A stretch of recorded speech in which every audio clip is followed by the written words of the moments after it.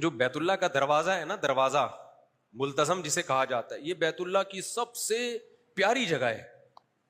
جب بھی عمرے پہ جاؤ نا تو یہاں ضرور جایا کرو. یہ ایسے ہے، نبی صلی اللہ علیہ وسلم کی سنت ہے. یہ جو بیت اللہ کا دروازہ نہیں بنا ہوا جہاں پہ، اس کی جو رائٹ سائڈ ہے، سیدھے ہاتھ والا حصہ، یہ کہلاتا ہے ملتزم. یہ حصہ کیا کہلاتا ہے؟ التزام کہتے ہیں چمٹنا. ملتزم وہ جگہ جہاں چمٹا جاتا ہے.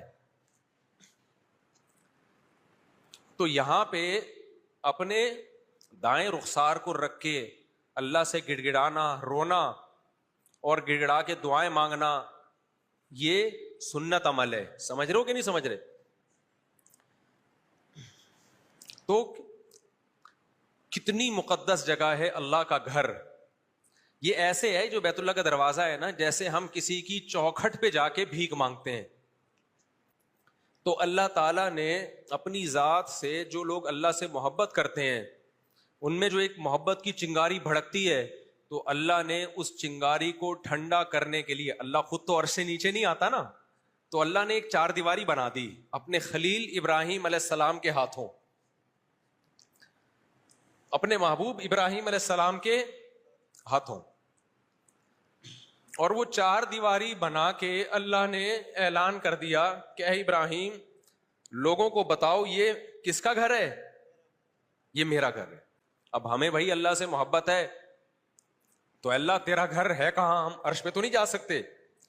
تو اللہ نے ہم پر، مسلمانوں پر بہت بڑا احسان کیا. اتنا بڑا یہ اللہ کا ہم پر احسان ہے کہ اس سے بڑا احسان شاید ہو نہیں سکتا. اللہ نے کہہ دیا میں زمین پہ ایک جگہ اپنا گھر بنا دوں گا. یہ کس کا گھر ہوگا؟ یہ میرا گھر ہوگا. تو جس کو بھی اللہ سے محبت ہوتی ہے وہ چاہتا ہے کہ میں اس گھر کی جا کے، اب جس کی اللہ سے محبت ہوگی نا اور اس کو بیت اللہ کی قدر ہوگی کہ یہ اللہ کی طرف منسوب ہے، اس کے دل میں بیت اللہ کی اتنی زیادہ قدر ہوگی. اس پورے روئے زمین پر اس سے بہتر گھر دنیا میں کوئی بھی نہیں ہے. جو بھی مکہ آنے کا ارادہ کرے گا وہ لبیک اللہم لبیک کہے بغیر میقات کراس نہیں کر سکتا. اور اس کو اپنا سلا ہوا لباس اتارنا پڑے گا. اس پہ بہت ساری پابندیاں. کیوں؟ تم اب کس کے محلے میں داخل ہو رہے ہو بھائی؟ تم اللہ کے شہر میں آ رہے ہو جہاں اللہ کا کیا ہے؟ اتنا سا گھر ہے چند فٹ. اس کے آداب کتنے زیادہ ہیں، کتنے زیادہ آداب. یہاں کراس نہیں کر سکتے جب تک زبان سے یہ نہ کہو لبیک اللہم لبیک، یہ اللہ میں بار بار حاضر ہوں، بار بار حاضر ہوں. اور پھر وہ پابندیاں تمہارے اوپر.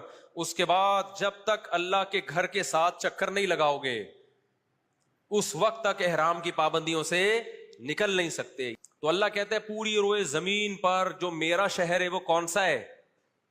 مکہ ہے. اور میرا گھر کون سا ہے؟ بیت اللہ. اور کیسا گھر ہے بھائی؟ چار دیواری، کچھ بھی نہیں ہے اس میں، لیکن اللہ نے نسبت کر دی اپنی طرف. تو یہ جو ملتزم ہے نا، ملتزم، یہ سب سے پیاری جگہ ہے بیت اللہ کی. یہاں جب جایا کرو